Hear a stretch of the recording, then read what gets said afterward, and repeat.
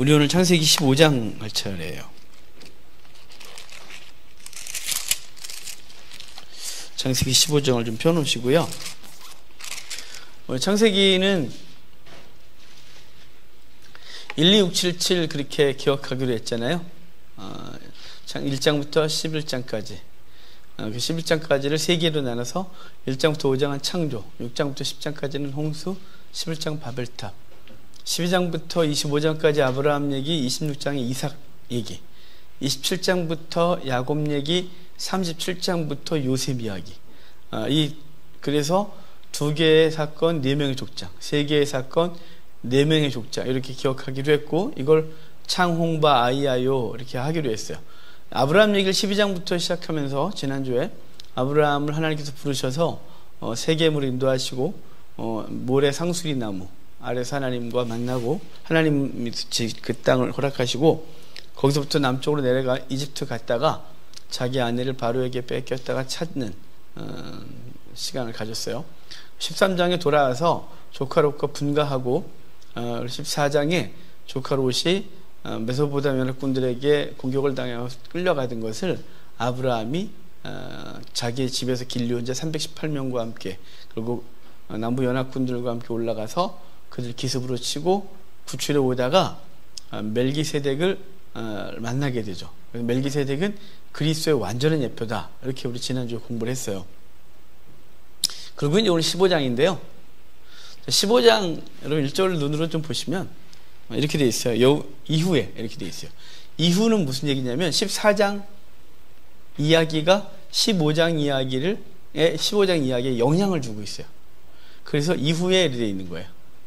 그러니까 14장에 무슨 얘기가 있었어요? 우리 조금 아까 봤듯이 조카 롯이 그 메소포타미아 사람들에게 끌려가던 걸 아브라함의 군대가 가서 그들 기습으로 쳐서 이기고, 그리고 구출해 왔어요. 그 이후에는 이거죠. 그러니까 아브라함의 기습으로 그들을 쳤지만 정상적인 싸움이 벌어지면 아브라함은 거기서 감당할 수가 없어요. 하나님께서 자녀를 주겠다고 하시고 그 자녀를 통해 복을 주시겠다고 하셨지만 아무것도 받은 게 없는 거예요. 자녀도 없고 땅도 없고 아무것도. 뭐 세력은 좀 커졌죠. 아브라함이 생각하기에 와서 하나님께 순종하고 왔지만 남은 건 하나도 없는, 도리어 여러 가지 불안한 사건이 자신의 주변에 생기고 말았어요. 그래서 그 이후에 하나님이 아브라함에게 나타나세요. 그래놓고 아브라함에게 하신 말씀이 너는 두려워하지 마라, 난 너의 방패, 난 너의 큰 상급이니라, 이렇게 표현하시거든요. 그 이유는 아브라함에게 있어요. 아브라함이 두려워했고, 그리고 하나님이 주시겠다고 하는 것에 대한 투덜거림이에요. 상급, 그분이 아브라함이 순종하여 얻고자 하는 상급은 자녀였어요. 근데 하나님 자녀와 땅이었죠. 그런데 하나님께서 아무것도 허락하지 않았단 말이죠. 그러니까 아브라함 입장에서는 뭐 이래 이런 거죠. 뭐 준다 그러는 거 아무것도 없고, 도리어 이제 목숨이 위태로워지고 두려워 떨 수밖에 없는 상황에 몰려있는 아브라함은 투덜거렸을 거란 말이죠. 그 투덜거리는 아브라함에게 주님께서 나타나셔서 아브라함아 두려워하지 마라, 난 너의 방패다, 내가 너를 보호하겠다, 이게 첫 번째고, 두 번째는 난 너의 큰 상급이다 그러는 거예요. 그러니까 내가 뭘 줄게 이런 뜻인 거예요. 내가 너가 기대하는 그 본질이야, 내가 기대했던 그것을 내가 허락할 거야 라고 말하는 거예요. 그러니까 아브라함이 그것에 대해서 이렇게 표현하잖아요. 됐다고. 뭘 주시려고요? 그러니까 아브라함이 실망이 대단한 거예요. 마치 종교성에 빠진 사람들이 하나님을 믿으면서 신앙생활하면 뭔가 대단한 일이 벌어질 것 같이 기대하는 거죠.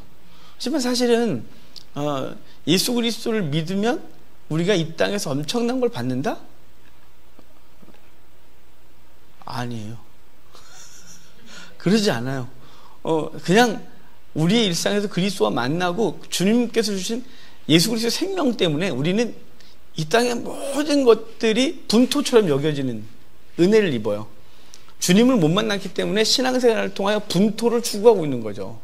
그러니까 우리가 뭔가 잘못돼 가고 있는 거예요. 그러니까 기복주의 신앙은 성도를 성도되지 못하게 하는 거예요. 하나님 때문에 주 앞에 나왔는데 주님께서 그를 부르셨는데 부름받은 그들에게 기복주의 설교와 기복주의 예배, 어떤 신앙은 그들로 세상 사람과 동일하게, 아니, 더 세속화되는, 종교를 통하여 더 강력한 세속을 추구하고, 아집스러워지고, 고집스러워지고, 그리고 더 세속적인 인간을 만들어내는 거예요. 그러니까, 이 현대 그리스도인들도 아브라함이 갖고 있는 이 질문, 이 투덜거림이 있는 거죠. 헌신해 봤는데 뭐가 있냐, 이 말이죠. 하나님은 헌신하려면 헌신했어요. 예수 믿으면 뭐 복 받는다며. 근데 그 복을 자꾸 이 땅에서 기대하는 거죠. 그러니까 실망을 해요. 그러니까 하나님께서 아브라함에게 사실은 두려워하지 마라, 난 너의 방패, 난 너의 큰 상급이다. 그래 놓고, 그러니까 아브라함 뭘 주려고요? 그러니까 실망이 대단했기 때문에 그래요. 됐고, 집에서 길리운 자 다메섹 엘리에셀이 내 상속자가 되리이다, 이렇게 말해요. 그러니까 전생에 의하면 아브라함이 하란에서부터 내려오다가 다메섹을 거쳐 내려오게 되는데요. 다메섹에서 고아 한 명을 데리고 갔대요. 그래서 고아 한 명을 거뒀고 그 아이를 키우는데 나중에 엘리에셀이 대단한 사람이에요. 집안에 유대인들에게 있어서 충성된 종의 상징을 엘리에셀로 봐요. 엘리에셀은 충성된 종의 상징인 거예요. 왜냐하면 아브라함에게 있어서 굉장히 신실한 사람이 이 엘리에셀이에요. 우리 지난주에 14장 하면서 거의 318명이라고 할 때 318이 엘리에셀을 게마트리아 하면 나오는 숫자라 그랬잖아요. 그래서 실제적으로 318명일 수도 있지만 우리가 좀 더 유대인의 시각으로 보면 엘리에셀의 군대라고 말할 수 있단 말이에요. 그러니까 엘리에셀이 그 부대를 이끌 정도로 충성되고 용맹하고 뭐 이 정도의 사람이었던 거죠. 나중에 그는 아브라함에게 있어서 이삭이 태어나기 전까지는, 후손이 태어나기 전까지는 아주 신뢰를 받고, 심지어 하나님 뭐라고 할 때 얘가 내 상속자가 될 거야, 우리 집안을 얘가 다 이끌 거야 라고 말할 정도의 사람이었는데, 그가 얼마나 충성되냐면 나중에 아브라함이 이삭의 아내감을 찾으러 보낼 때, 우리 성경에는 그 종의 이름이 나오지 않지만 우리 유대인 전승에 의하면, 이스라엘 전승에 의하면 그는 엘리에셀이고, 그래서 엘리에셀이 그 충성되게 이삭의 아내를 모셔오고 끝까지 이삭을 또 모시는 장면을 얘기를 하면서, 그래서 유대인들은 기꺼이 사실은 이삭이 태어나기 전까지 다 자기 것 같았던 거였죠. 이게 사람 심리가 되게 웃기는 게요. 제가 만약에 종이명에서 돈을 빌렸어요. 돈을 빌릴 때는 좀 빌려줬잖아요. 갚을 동안 내 거 주는 것 같은 느낌이 있는 인간의 본성이 있거든요. 그게 아주 마치 내 거 주는 것 같은, 아깝고 막 안 갚고 싶고 있는 거죠. 원래 내 거였던 것 같은 건데 뺏긴 게 엘리에셀이거든요. 그럼에도 불구하고 끝까지 아브라함 앞에 충성을 다하기 때문에 이스라엘 사람들은 엘리에셀을 충성된 종의 상징으로 봐요. 어찌됐거나 하나님께서는 뭘 준다고 했을 때 아브라함이 됐다고 말해요. 그러니까 사실은 속마음이 아니라 겉이죠. 됐고, 내 그냥 뻥 대신 닭이다. 이 닭이 있으니까 됐다. 뭐 이렇게 표현하고 있는 거예요. 하나님이 아니야, 내 몸에서 날 자가 내 상속자가 될 거야 했더니 아브라함이 이를 믿었다 그래요. 우리 그 부분만 좀 볼까요? 6절이에요. 6절에 아브라함이 여호와를 믿으니 여호와께서 그의 의로 여기시고 또 그에게 이르시되 나는 이 땅을 내게 주어 소유를 삼게 하려고 너를 갈대아인의 우르에서 이끌어낸 여호와니라, 이렇게 말씀하시죠. 그러니까 아브라함이 이를 믿었다 이렇게 말해요. 이 15장 되게 중요한 장이에요. 그래서 15장은 믿음으로 의롭게 됨이고 17장은 할례를 행해요. 그래서 율법을 준행함이에요. 그래서 신약에 가면 할례 전에 의로워졌다 그래서 믿음으로 의로워진 얘기를 할 때 할례 전에라는 얘기예요. 할례 받기 전에 이미 믿음으로 의로워졌다 이거죠. 그러니까 할례 행했기 때문에 의로워진 게 아니라 이미 믿음으로 의로워졌고 그것에 대한 고백이 할례였다는 거예요. 또한 나중에 22장 또 중요하게 여길 거예요. 그래서 15, 17, 22장이 되게 중요한 시점이에요. 그러니까 아브라함이 부름받아서 부름받자마자 거룩한 믿음의 사람 된 게 아니라 훈련 과정을 통해 22장에 그의 믿음이 행위로서 증명되어지는 얘기인 거죠. 야고보서에 그걸 얘기를 하고 있는 거예요. 그가 믿음으로만 의롭다함을 받은 것이 아니라 그가 순종함으로, 아들을 바치는 그 순종으로 그 믿음을 증명하는 거죠. 그래서 22장이 그의 믿음이 행위로서 완성되어지는 어떤 이야기를 해줘요. 그러니까 15장, 17장, 22장은 신약 성경에서 믿음으로 의롭게 된과 그 믿는 자의 행위에 대한 얘기를 나눌 때 자주 반복되는 얘기인 거예요. 그래서 15장 기억하고 있어야 돼요. 그러니까 믿음으로 의롭게 되는 거예요. 그러니까 8절에 그가 아브라함이 묻잖아요. 내가 무엇으로 알 수 있겠습니까? 그러니까 무엇으로 알 수 있습니까? 라는 말은 계약합시다 이 말이에요. 아니 하나님께서 나를 지금까지 부르셔놓고 아무것도 안 줬는데 근데 좀 실망스럽다. 우리 말로만 하지 말고 우리 계약서 쓰자. 이렇게 말하는 거예요. 사실 아브라함의 입장에서 그래서 그럼 계약서 쓰자. 그래서 하나님이 이제 계약서 쓰는 걸 하고 있는 거예요. 원래 그동안 계약서 안 썼어요. 하나님이 말로만 했어요.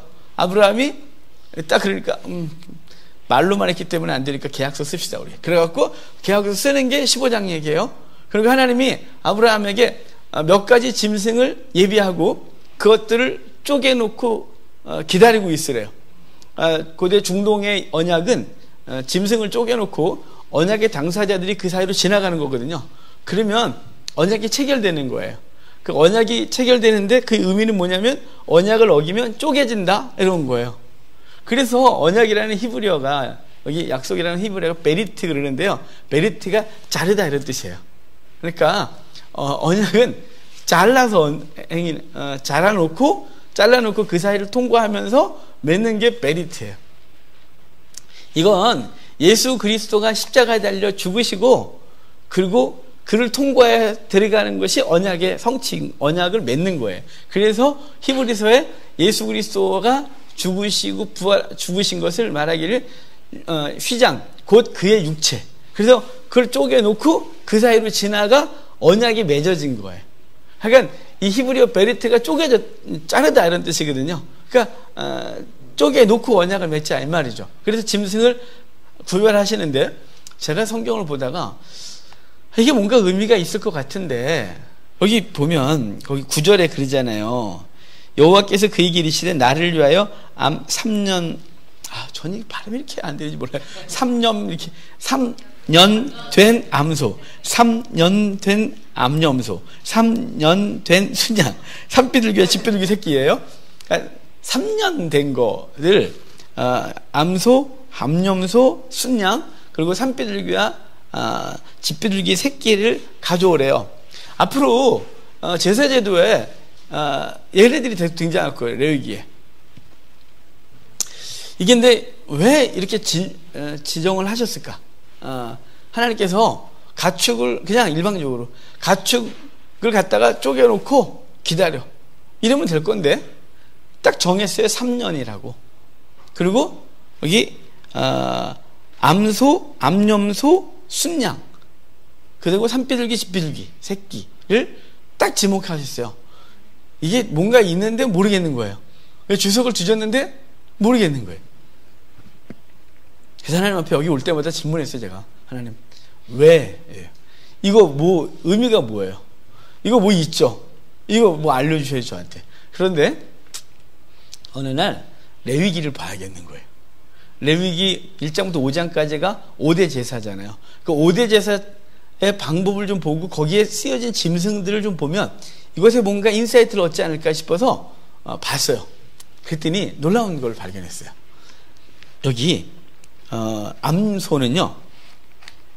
암소가 거론된 제사는 딱 하나요. 화목제. 암소는 화목제에서만 쓰이는 짐승이에요. 또 암염소 이건 속죄제에 쓰이는 짐승이에요. 속죄제에 얘가 거론되어져요. 또 순양은 유일하게 순양은 번제에서만 쓰여져요. 속건제 죄송해요. 속건제에선 순양만 써요.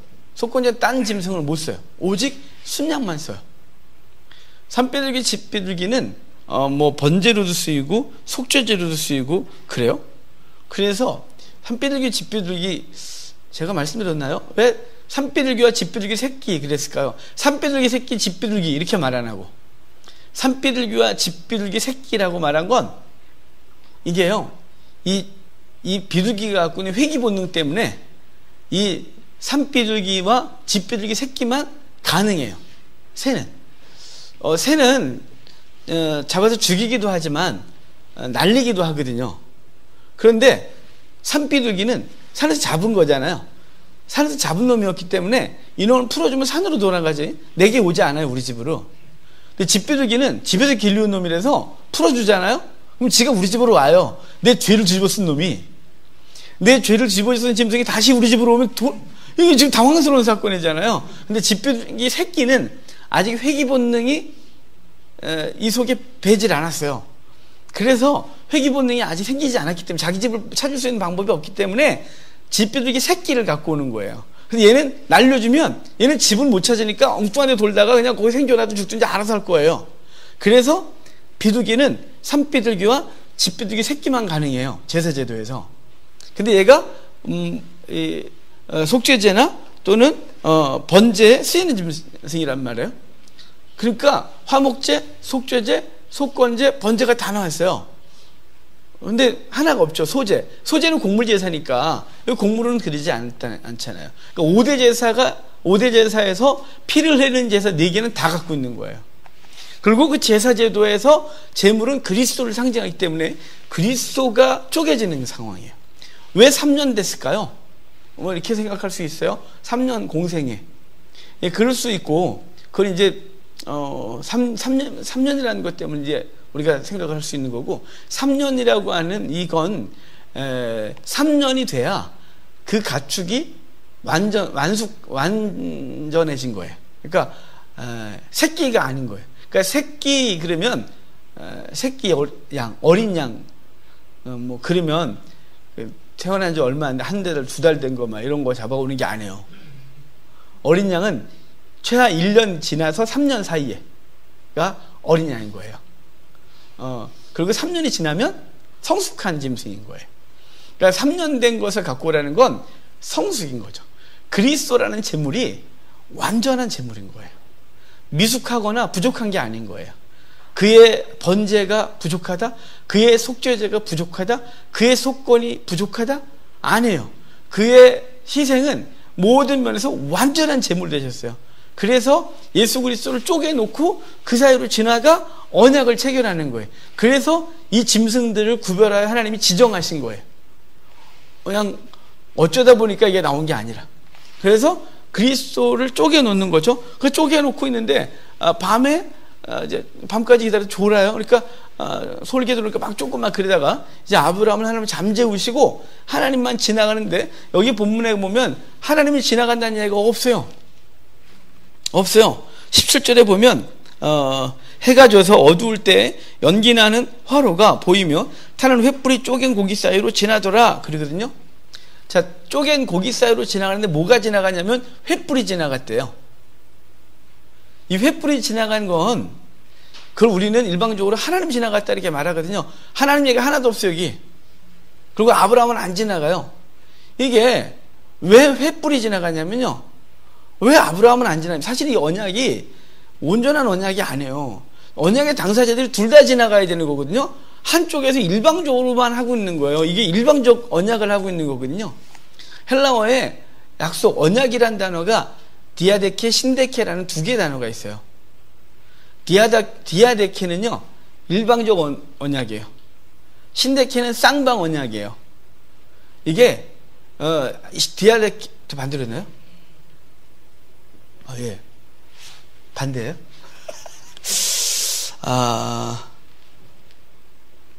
제가 알기로 디아데케가 일방적인데, 하여간 뭐 어찌됐거나 나중에 자, 확인해 보겠습니다. 혹시나 확인해 보십시오.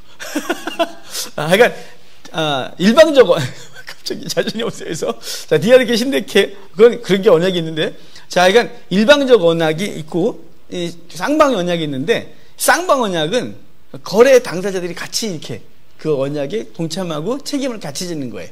책임이 동일해요. 근데 일방적 언약인 이거는 한쪽에서만 짓는 거예요. 그게 대부분 부모와 자녀인 거죠. 관계 속에서 우리 자녀들을 책임지는데 부모들이 자녀들에게 넌 이렇게 해야 할 거야? 이게 없어요. 그냥 그 자녀를 낳았기 때문에 그 자녀에 대한 일방적인 양육의 책임이 있어요.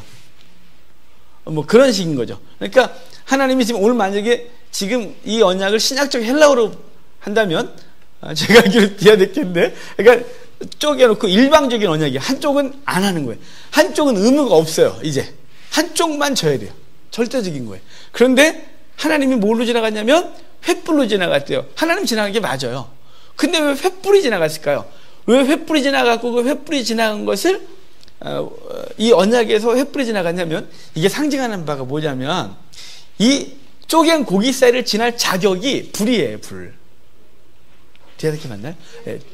일방적이죠. 예. 디아데케가 일방적이네. 신데케가 쌍방의 언약이에요. 일방적 언약, 쌍방 언약. 그런데 그 고기 사이를 횃불이 지나간 건 이게 상징하는 바가 불이에요. 불. 불이 상징하는 바가 신약에서 그것을 딱 상징하는 게 있었어요. 바로 성령이 임하셨을 때 사도행전 2장에 각 사람의 머리 위에 불의 혀같이 임하였대요. 성령이 눈에 보이게, 시각적으로 보이게 한 거예요. 또 오순절은 불의 날이라 그래요. 출애굽하고 50일째 됐을 때 시내산에 올라갔고 시내산에서 불 가운데서 하나님을 만나기 때문에 유대인들은 그날을 불의 날이라고 해요. 오순절을. 불의 날, 불꽃이 각 사람의 머리 위에 임해요.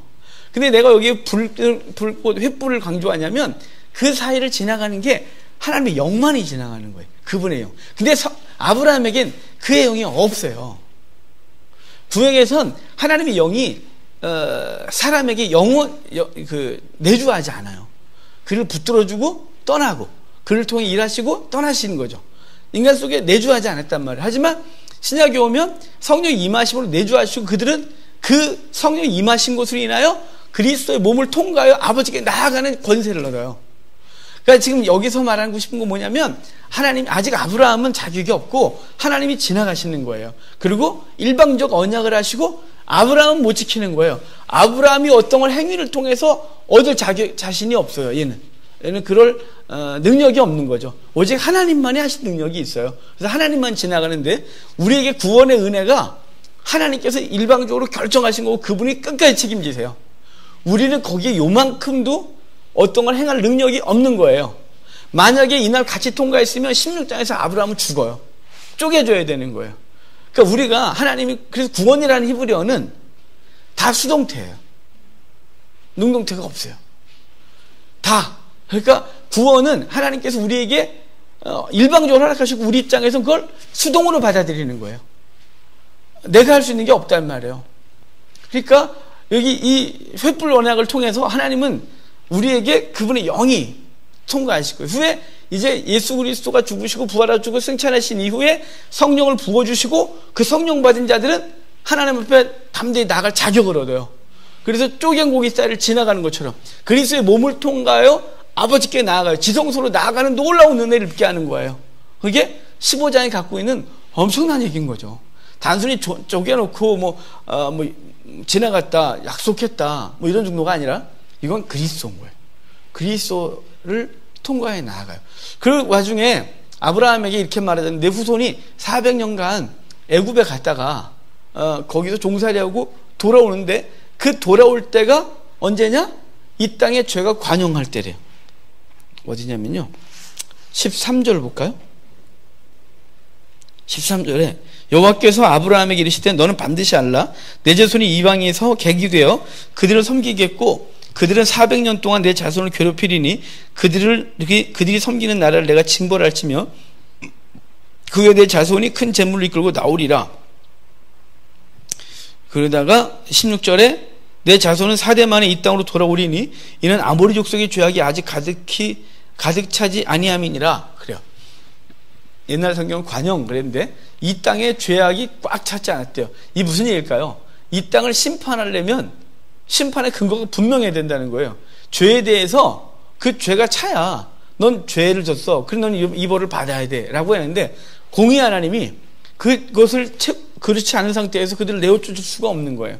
그래서 아모리 족속, 그 가나안 족속들은 자기의 죄로 인하여 심판을 당하는 거고 아브라함의 후손들은 하나님이 약속하신 그 약속에 근거해서 그들을 데려다 가나안 땅에 집어넣는 거예요. 여러분 두 족속을 향한 기준이 다른 거 보이세요? 아모리 족속은 행위를 근거하고요. 아브라함의 후손은 믿음에 근거해요. 하나님 약속에 근거하여 가나안 땅을 허락하는 거예요.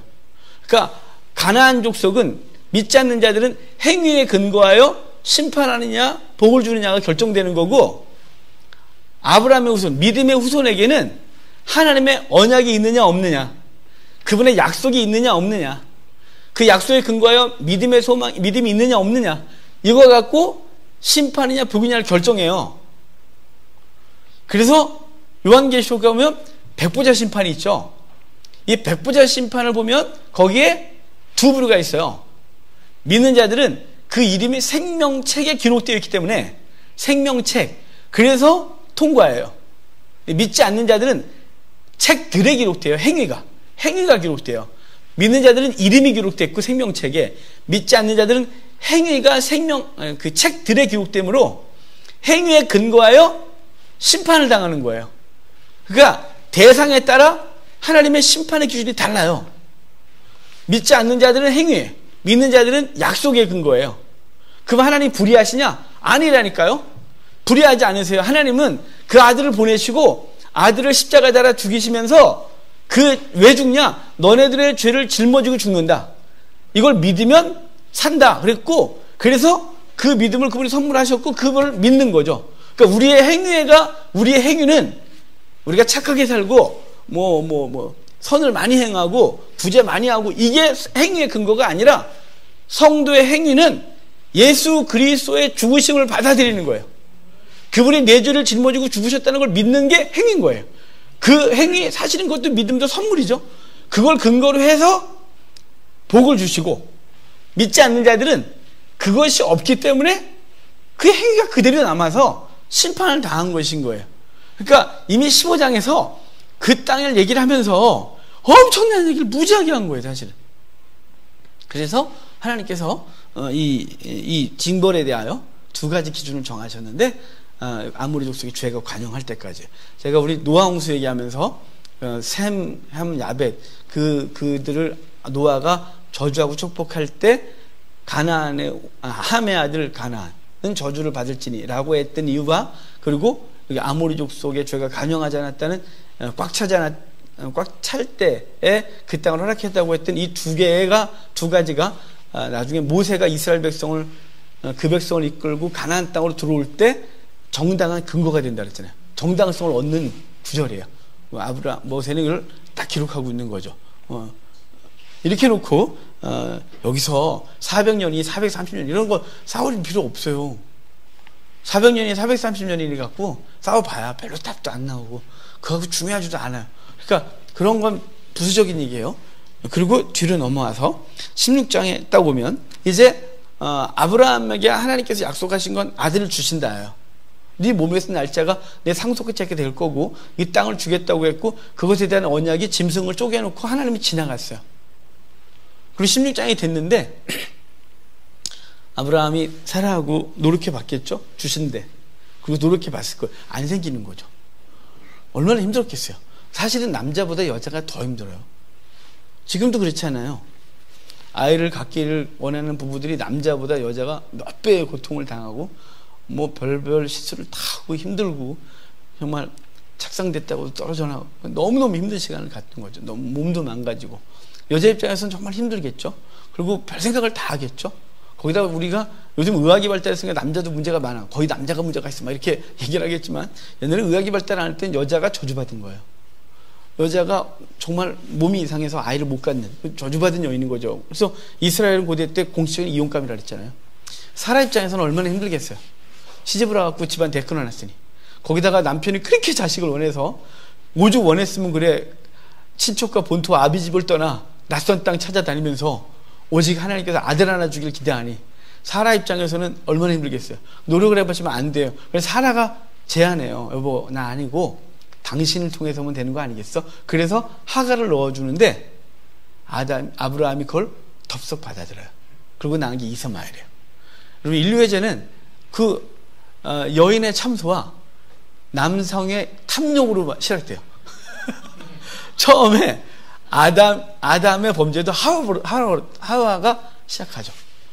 하와가 사단으로부터 선악과를 제한받고 따먹고 나서, 만약에 사단이 아담에게 했으면 저리 가라 이랬을 텐데, 이게 뼈 중에 뼈, 살 중에 살인 그 아내가 와서 그 이쁜 얼굴 여버리면서 막 애교를 떨면서 이거 먹어봐 막 이러니까 그걸 거절할 수가 없어. 아담이 먹어요. 결국은 그로 인하여 사망의 자녀들을 낳는 거죠. 아브라함도 사라의 제안에 거절하지 않고 탐욕에 거기에 한 힘을 발휘하고 그래서 하갈을 덥석 잡아요. 그리고 자녀를 낳은 게 이스마엘인 거죠. 이스마엘은 이제 앞으로 끊임없이 아브라함의 후손들을 대적해요. 아담과 하와가 범죄함으로 그 후손들이 끊임없이 그리스도 오심을 대적해요. 가인이 대적하고 그리고 가인의 후손들이 대적하고 끊임없이 대적하죠. 후에 이제 이스마엘이 대적하고 에서가 대적하고 아말렉이 대적하고 끊임없이 대적해요. 헤롯이 대적하고. 그러니까 그 탐욕이 여인이 제시한 것을 덥석 잡으면 아담과 아브라함의 탐욕이 결국은 그 불행의 씨앗을 낳아요. 이스마엘을 낳습니다. 이스마엘 낳고 일단 이뻤겠죠. 사라는 그 하갈이 임신하고 그래서 사라를 막 함부로 하잖아요. 마치 지가 주인 된 것처럼. 그래서 혼나기도 하고 똑바로 해라. 그래갖고 하여간 아이를 낳는데 그 이후로 아브라함이 어찌됐거나 자기 몸을 통해 낳았으니까 이야기가 상속자가 될 거라고 착각을 하고 살았던 거죠. 근데 하나님이 말씀하지 않아요. 그 사이에. 그러니까 탐욕을 부려 수단을 부려 자기가 무엇을 만들어냈을 때 하나님께서 일하지 않으세요. 대화하지 않으세요. 사실은 그 13년을 죽이신 거예요. 아브라함을. 하나님이 지나가고 아브라함을 안 지나게 해서 하나님이 아브라함을 죽일 수는 없지만 하나님이 아브라함을 상징적으로 죽여요. 그래서 성경에서 죽는다 이 말은 이게 죽는 거라고 안 했죠. 성경에서 죽는다 이 말은 하나님과 관계가 단절된 걸 죽는다 그러고 이거 죽는 걸 잔다 이렇게 표현하는 거예요. 그러니까 하나님이 아브라함을 에덴에서 내쫓았을 때 아담을 그때 아담을 죽인 거고요. 아브라함하고 하나님과 관계가 깨져요. 하나님이 침묵하세요. 그 시간이 죽은 거예요. 그 시간이 13년이에요. 자, 16장 16절 볼까요? 16장 16절 거기 보면 하갈이 아브라함에게 이스마엘을 낳았을 때 아브라함이 86세더라 그래요. 86세고 17장 1절은요. 아브라함의 나이 99세 때 그러죠. 86세 때 이스마엘을 낳았고 하나님은 관계를 끊어놓고 있다가 99세 때 하나님이 아브라함에게 나타나세요. 하나님은 왜 나타나야 되냐면 그분이 지나갔잖아요. 그분이 지나갔기 때문에 안 지키면 그분이 쪼개져야 돼요. 아브라함은 안 쪼개져도 돼요. 사실은 하나님이 기분만 나빴지 얘를 쪼갤 근거가 없어요. 왜냐면 얘를 재워놓고 갔잖아요. 그리고 하나님만 지나가셨고 그분이 지나가심으로 이 언약이 체결됐기 때문에 하나님은 반드시 아브라함에게 아들을 주셔야 하는 거예요. 그 아까 안 보고 넘어간 데가 있는데 12절 보실래요? 그가 사람 중에 들나귀같이 되리니 그의 손이 모든 사람을 치겠고 모든 사람의 손이 그를 칠지며 그가 모든 형제와 대항하여 살리라 그래요. 이스마엘은 형제와 대항하여 살겠다 그러고요. 나중에 우리가 에서 보겠지만 에서는 이삭 앞에 거했다 그래요. 이게 뭐냐면 대항이에요. 이렇게 대항해서 싸우는 거죠. 그를 항상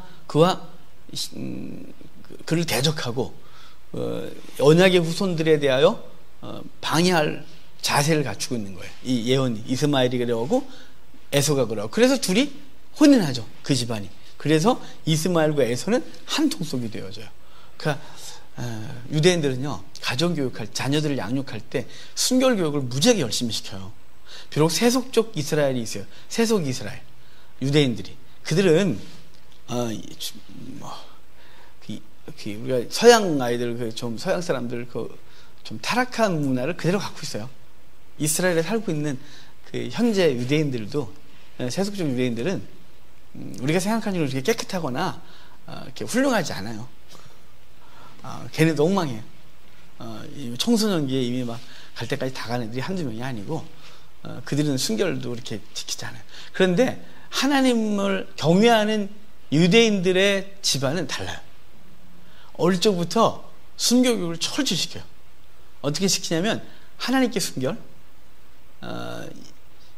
부모 앞에 순결, 자기 자신에게 순결, 이웃에게 순결, 뭐 이런 순결들을 가르쳐요. 그래서 그들에게 자녀들에게 어떻게 가르치냐면 너희들이 의미 있는 키스. 그러니까 그들이 뭐 이렇게 인사할 때 볼에 뽀뽀 이런 거 말고, 그걸 첫사랑, 결혼한 이후에 하도록 가르쳐요. 그래서 유대인의 문화 속에서 결혼하고 나서 첫날 밤에 사람들이 안 가고 기다리고 있다가 이부자리 보여준다 그랬죠. 그리고 이부자리에 피가 묻으면 축제가 벌어진다고. 왜냐하면 순결한 백성이 잉태됐다고요. 그 순결한 백성이 잉태됨으로 그 순결한 백성이 계속해서 영적 대를 이룰 거에 대한 그 축제를 벌이는 거예요. 그러니까 그러면서 그들이 가르치는 게 아브라함이에요. 우리의 조상 아브라함 얘기를 꼭 해. 우리 조상 아브라함이 이스마엘을 낳고 이삭을 낳았어. 그 이스마엘을 낳은 것 때문에 지금 이 민족이 우리 민족이 끊임없이 고통을 당한 거야. 이스마엘 후손들에게. 그래서 절대로 잘못된 씨를 뿌리지 마라. 그것이 너희에게 평생 가시로 다가온다고. 그들의 조상 이야기, 가장 중요한 아브라함이라는 그 조상 이야기를 가지고서 순결을 가르쳐요. 그래서 그런지 몰라서 그렇게 배운 유대인들은 삶이 구별되어지죠. 구별되어져요. 그러니까 우리가 유대교 예수 그리스도를 대적하는 것 때문에 꼴보기 싫지만, 이거 좀 회개했으면 좋겠다 싶지만, 어쨌든 그들의 삶의 형태들은 본받을 게 참 많아요. 바리새인들이 외식을 떨어서 그렇지, 바리새인들이 죄 짓지는 않았잖아요. 위선 떨어서 그렇지, 세속적이지 않았어요. 서기관들이 말씀을 열심히 연구하는 걸 본받아야지. 그래서 위선에 대해서 책망을 받았죠. 에스네파가 세속과 딱 끊고 경건하게 살았어요. 그러면서 하나님과 에스네파를 칭찬한 적은 없어요. 그들 중요한 건 인간적으로 그들의 본받을 부분들에 대해서, 삶의 형태에 대해서는 우리가 본받을 건 본받는 거죠. 그들이 복음이 없어서 문제인 거죠. 하여간 16장 17장이 그렇게 되면서 13년 만에 주님께서 아브라함에게 나타나서 이렇게 말씀하시는 거예요. 아까 15장에선 아브라함아 두려워하지 마라, 난 너의 방패, 난 너의 큰 상급이라고 하면서 당신을 계시하셨어요. 이걸 신적 자기 계시 언어라 그래요. 하나님이 자기를 열어 보여주셨다고. 17장에도 신적 자기 계시 언어를 딱 보여주는데, 아브라함아 두려워하지 말아래요. 여기는 나는 전능한 하나님이라 너는 내 앞에서 완전해라 그래요. 나는 전능하다, 넌 내 앞에서 완전해라, 이렇게 말씀하시면서 아브라함에게 나타나거든요. 여러분, 왜 하나님은 아까 15장에선 방패야 상급이야 라고 말했고 여기선 난 전능해 라고 말했을까요? 지금 아브라함이 하나님의 능력에 대해서 믿지 못하고 인간적인 수단을 통하여 이스마엘을 낳았기 때문에 주님께서 그에게 나타나서 아브라함아, 나 전능해, 난 뭐든지 할 수 있는데, 나 그렇게 못 믿었어? 난 뭐든지 할 수 있었는데, 이렇게 말하고 있는 거예요. 그러니까 하나님의 안타까움인 거예요. 우리가 하나님을 신뢰한다고 살아가면서 우리는 위기 앞에서 우리가 평안할 때는 하나님을 믿어요. 하나님을 신뢰해요. 하나님은 온전히 하나님 말씀을 순종하고 살게 그래놓고 위기가 딱 오면 하나님이 안 보이고 인간적인 수단을 찾아요. 모든 죄인들의 공통점이에요. 이 땅의 모든 죄인들. 우리도 그런 죄의 속성을 갖고 있으니까요. 그래서 믿는 자들까지도 그 문제 앞에서 수단을 찾죠. 어떻게 이걸 극복하지? 그래갖고 하나님의 방법이 아니라 세상 방법, 그동안 예전에 자기가 했던 방법을 같이 끄집어 와서 그걸 하고 싶은 거예요. 그럴 때 주님은 우리에게 이렇게 말하는 거죠. 나 전능해. 나 다 할 수 있다 얘야. 이렇게 말하는데 이 소리가 안 들리는 거예요. 제발 그 소리가 우리 속에 들려야 돼요. 제가 간증을 드렸었잖아요. 저 개척할 때 저 이제 원래 돈도 없이 결혼했어요. 100만 원 걷고 결혼했으니까 전 지금 같으면 못해요.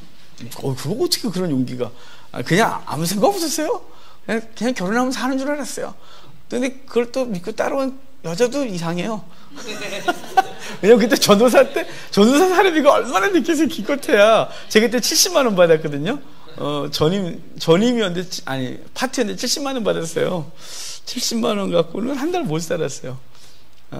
그 후에 이제 전임할 때 120만 원을 받았는데, 그 120 갖고도 살기 팍팍 했었으니까 70만 원밖에 못 받는데, 아이고. 100만 원 있었어요. 100만 원. 하여간 제가 딱 있는 돈 100만 원, 제 현금. 그거 갖고 이제 흙집에도 살아보고요. 이 도시 안에 흙집 모르시죠? 황토집. 와. 좋다고 생각하지 마세요. 황토로 만드는데 시멘트로 이렇게 벽 발랐고, 아궁이에 이렇게 원래 불 때는 건데 연탄 안 뗐어요. 겨울 내내. 아우, 겨울에 불 안 떼고 살면 어떻게 되는 줄 아세요? 이불을 딱 덮고 자고 아침에 딱 일어나면 온 방이 하얘요. 소리가 껴서. 근데 그 방에서 자면 개운해요. 저 원래 추위를 안 타니까 아주. 그리고 판잣집에 살아봤어요. 네 방향이 다 판자예요. 그래서 앞에는 당연히 판자고 옆집과도 판자도 연결되어 있고 뒷집하고도 있어요. 이렇게 두 집씩 쫙 연결된 집이에요. 그런데 집에 들어가자마자 요만한 이렇게 씻을 수 있고 밥도 해 먹을, 가스레인지로 밥도 먹을 수 있고요.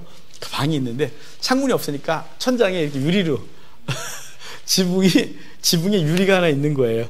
그래서 뭐 열고 닫는 유리는 아니에요. 근데 운치 있어요. 비 오면 얼마나 이쁜지 알아요? 아, 진짜 이뻐요. 비 오면 거기 막 달빛도 보이고 빗물이 팍 떨어지고요. 낮에도 그 햇빛이 걸리 들어오는데 비가 막 오면 되게 이뻐요. 비록 때가 껴서 그렇지만 오래돼갖고 나름 이뻐요. 운치 있어요.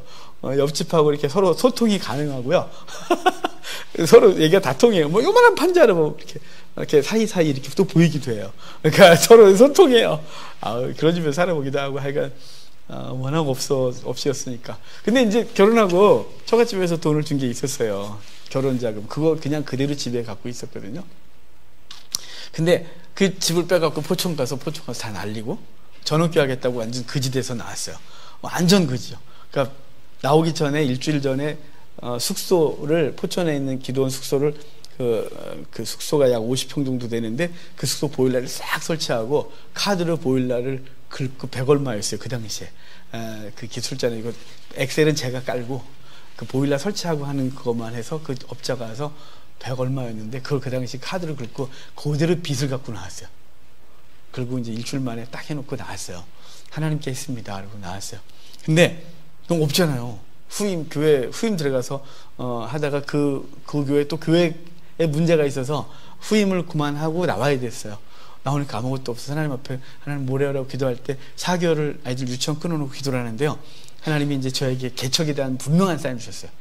그 얘기를 하면 너무 길어요. 진짜 내가 도저히 제가 기도원 하러 올라갈 때도 전업교회 할 때도 기도 안 해보고 올라갔고요. 상황이 되니까 기도원에서 이제 더 이상 버틸 수가 없다고 여길 때 그때 서울에 있는 여기 용산에 있는 미문교회라고 교회에서 후임자 찬다 그래서 가서 설교했더니 그 교회에서 그날 결정을 해버려서 그 다음 주에 짐 싸고 내려왔어요. 서울로. 그래서 후임됐어요. 그러니까 기도를 안 해보고 하나님께서 상황을 열어서 전업교회도 해보고 다 해봤어요. 내 거 없었지만. 근데 그렇게 하니까 마치 내가 기도를 안 해보고 선택해서 나한테 이런 어려움이 왔나 싶어서 철저히 기도하기로 했어요. 그래서 기도만 했어요. 일도 안 하고 그냥 여기저기 밥 얻어먹고 다니면서 4개월을 기도만 했어요. 하나님 확신을 달라고. 그래서 여러 사인, 한번 쌓여놓으면 그걸로 안 돼요. 또 주세요. 계속 마치 양털 기도하듯이 기도원이 계속 했어요. 그리고 완전한 사인을 얻었어요. 이제 분명하다 싶어서 개척을 결정하고 이제 그랬는데 돈이 없잖아요. 그래서 하나님 앞에 신뢰하지 못하고 이제 우리 그동안 전통적으로 선배들이 하던 방식이 이제 후임자 후원자 찾는 거죠. 그래서 제가 섬겼던 기숙사 선배들, 제가 섬겼던 교회 담임 목사님들, 그리고 좀 친분이 있다고 되는 사람들을 이렇게 이름을 써가면서 그분들이 준다고 얘기를 안 했는데 이 사람은 5만 원은 줄 수 있겠다. 이 사람은 10만 원. 그래서 5만 원, 10만 원 해서 딱 통계를 내니까 한 200 정도 모이겠어요. 이분들이 다 준다고 하면. 그래서 200 정도 모으면 한 달을 버티겠다 싶더라고요. 교회를. 당시 벌써 20년 전이니까요. 교회 개척할 때가. 그래가지고 가서 할 생각을 하고 딱 해놓으니까 준다는 말 한마디도 안 하고 한마디도 안 하고 뭐 이렇게 요청도 안 해보고 저 혼자 마음의 평안을 찾고 됐다. 그래서 이제 이 정도면 버티지. 이렇게 싹 했는데 하나님이 제 마음의 기도 중에 이러시는 거예요. 제 마음속에서 나 그렇게 못 믿겠니? 내가 너한테 개척이라 그랬지.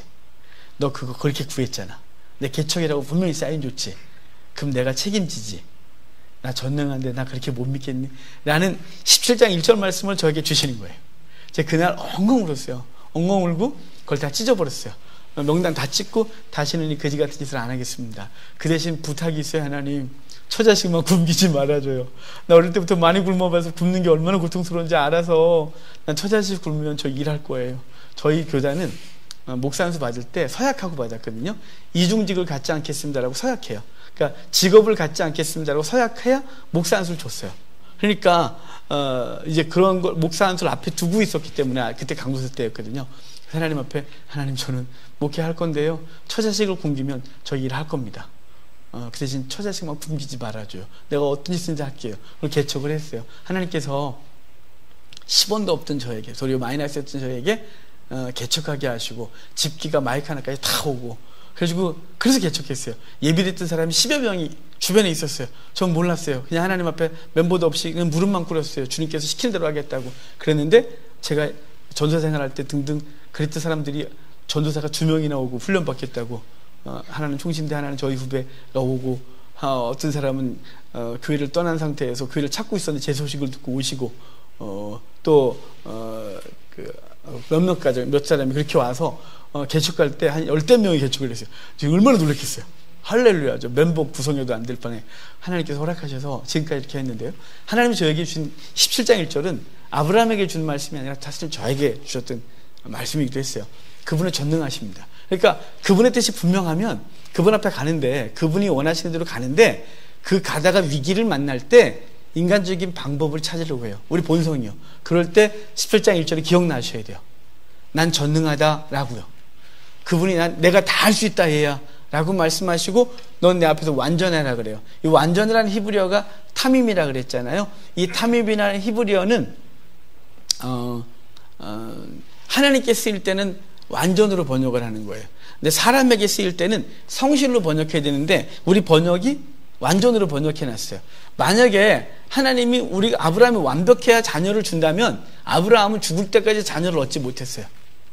이 타밈이라는 히브리어가 갖고 있는 하나님께 쓰여야 되는 완전, 퍼펙트라는 것으로 쓰였다면 인간은 절대로 퍼펙트할 수가 없어요. 우리가 그렇게 가능하겠어요? 제가 몸부림을 친다고 해서 제가 완벽해질까요? 여러분요? 안 돼요. 누군가가 이런 고민하더라고요. 구원은 예수 그리스도가 우리 기독교 구원군이 믿음으로 구원받는 데서 받아놓고 그 다음에 삶이 잘 안 바뀐다는 거예요.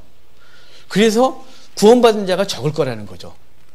이게 얼마나 논리적으로 이상하냐면 그 삶이 안 바뀌는 것, 삶이 바뀌는 것이 어느 정도 바뀌어야 구원에 합당하냐라고 그걸 묻는 순간 당황해지는 거예요. 당황스러워져요. 왜냐하면 흠이 없어야 되는 거예요. 그리스도의 장성한 분량에 이르를 때까지 해야 돼요. 그럼 불가능한 거죠. 지금 포기해야 되는 게 나아요. 왜 쓸데없이 고민을 하면서 어차피 가지도 못할 걸 여기서 이러면서 절제하면서 내 돈 들여갖고 전도하고 내 돈 들여 선교하고 내 돈 들여 교회 세워놓고 천국은 못하라고 그 짓을 해요. 그냥 세상에서 나쁜 짓을 하지 말고 착하게 살면서 누릴 거 누리고 행복하게 살면 돼요. 11조 낼 돈 갖고 먹고 살면 돼요. 누리면 돼요. 여행 가면 돼요. 한 달에 그 돈 갖고 여행을 가면 1년만 모으면 해외여행을 한 2번은 다녀오겠네. 웬만한 집안은 온 가족이 다닐걸요? 그렇지 않겠습니까? 근데 왜 그걸 하냐 이 말이에요. 사람들은 자기가 어떤 존재인지를 모르고 떠드는 것 같아요. 전 그렇게 말하는 사람들 항상 이렇게 묻죠. 본인은 그럼 구원 받을 수 있으세요? 이렇게 해요. 조심스럽게. 이렇게 갈구는 게 갈구지 않아요? 그런 게 아니라, 설교 용어가 갈군다 이거 아닌데. 그게 아니고요. 제가, 넌 구원 받냐? 이게 아니라, 자기에 대한 정확한 지식이 없으면, 그런 헛소리를 해요. 자기 인식이 분명해지면요. 내가 어떤 존재인지를 매일 자각하면, 감히 행위로 구원받을 수 있다는 얘기를 요만큼도 못해요. 생각도 못해요. 왜냐면, 우리는 아침에 눈 뜨고 잘 때까지 단 하루도 완벽한 날이 없었기 때문에 그래요. 단 하루도.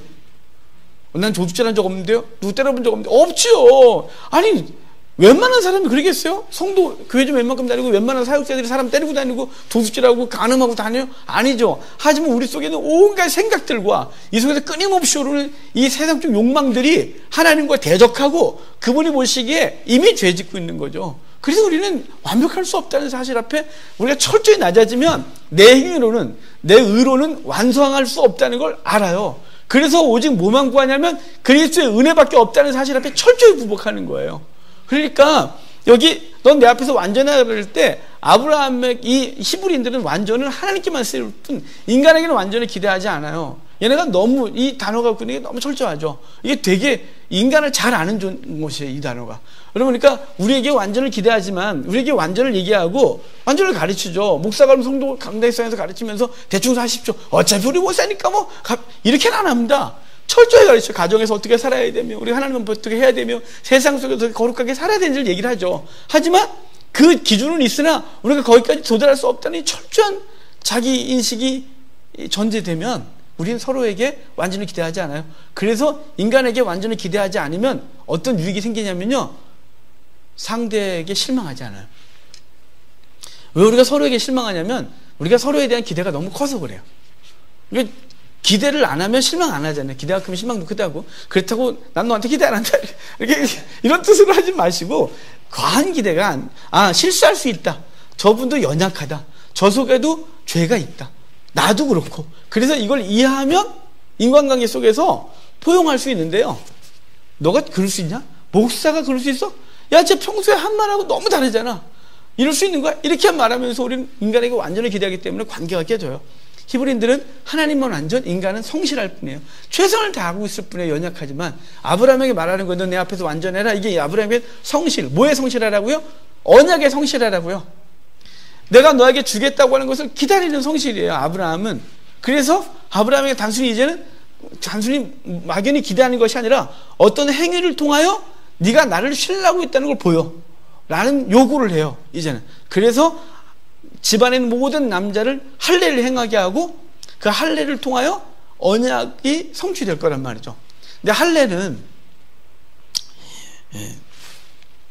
이게 성기 표피를 베끼는 거잖아요. 제가 지금의 나이가 먹었으니까 아무렇지도 않은데요, 전사 때 21살 때 전사 처음 냈는데요, 학생회 담당했어요.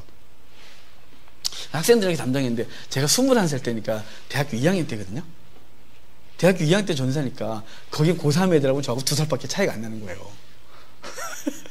그런데 학생들 제가 가르치는데 어떤 아이가 이제 그때 할례 얘기를 했어요. 할례를 했더니 어떤 아이가 중학생이 질문했어요. 전사님, 할례가 뭐예요? 이렇게 질문했어요. 근데 제가 이렇게 대답을 해야 되는데 옆에 여학생들이 쫙 있는데 거기를 어떻게 표현을 못 하겠는데 고3 여학생이 이렇게 말해요. 복용수술! 끝났어요. 그 친구 얼굴이 잊지도 않아요, 영원히. 저하고 2살밖에 차이 안 나지만 어디서 어떻게 사실까 싶은데 혹시 보시게 되면 연락 주십시오.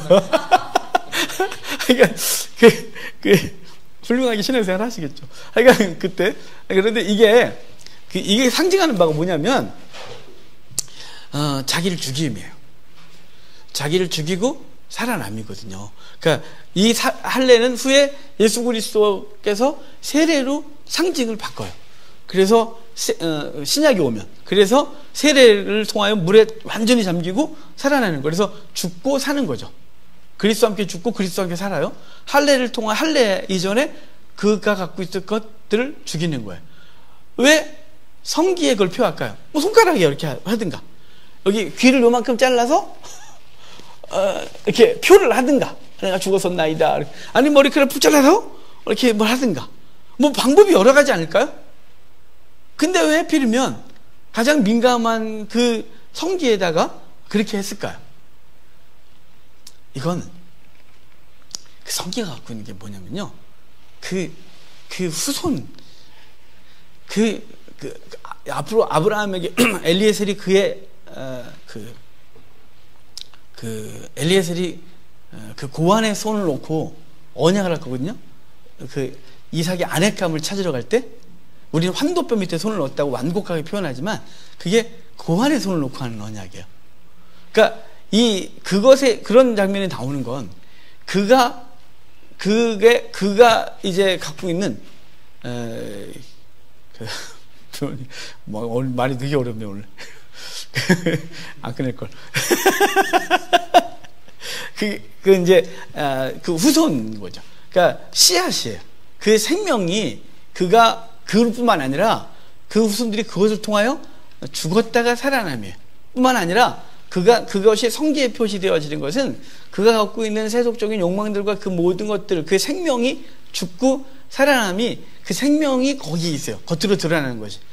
우리 노항수 때 피 얘기했었고, 제사제도 가면 기름까지 먹지 말라 그래요. 그것이 상징하는 바가 생명이라 그랬죠. 그거는 겉으로 드러나는 것이 아니었어요. 하지만 그 성기의 그것을 표현함으로 그의 과거가 죽고 새롭게 태어남을, 그의 육적인 욕망이 죽고 새롭게 태어남을, 그의 후손들이 이제 그로 인하여 그 언약으로 말미암아 그 후손들이 하나님의 백성이 됨을, 그러니까 사망의 후손이 아니라 하나님과 언약의 백성으로 태어날 것에 대한, 그리고 그 후손들은 그 언약을 계속해서 그 성기에 갖고 있게 되는 거예요. 그래서 이것을 표하라고 말하는 거죠. 그것은 하나님께서 하나님 이것을 행하려고 하면 아브라함의 불순종의 과거를 죽이고, 그리고 새롭게 태어남이에요. 그리고 그 후손은 그 언약을 맺은 상태에서 아이를 갖게 되어지고 그 생명이 하나님 앞에서 언약 백성으로 태어날 거예요. 이 모든 것을 거기 이 할례가 갖고 있는 많은 의미들이 갖고 있어요. 그래서 아브라함이 이것을 행하고 그 집안에 있는 모든 남자들이 다 행하고 나서 하나님께서 이제 이삭을 주시겠다고 하는데, 거기 여러분 몇 군데 한번 좀 볼까요? 여기 중요한 얘기들이 있는데 11절 봐요. 11절에 너희 중 남자는 11절 너희는 표피를 베어라. 이것이 나와 너희 사이의 언약의 표징이더라. 13절에 너희 집에서 난 자든지 너희 돈으로 산 자든지 할례를 받아야 하리니 이에 내 언약이 너희 살에 있어 영원히 언약이 되리라. 자, 언약이 어디 있다고? 살에 있다고요. 그래서 그 표를 거기에 둠으로 난 하나님의 언약 백성이다. 그리고 그 언약 백성이 관계하고 자녀를 낳아 또 생명을 이어받는 자녀가 되게 하시는